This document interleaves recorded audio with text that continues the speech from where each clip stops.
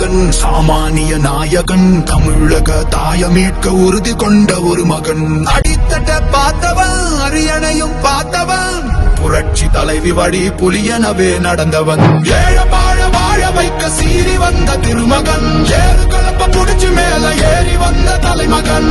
ஏழ பாழ வாழ வைக்க சீறி வந்த திருமகன், ஏறு கலப்ப புடிச்சு மேல ஏறி வந்த தலைமகன்.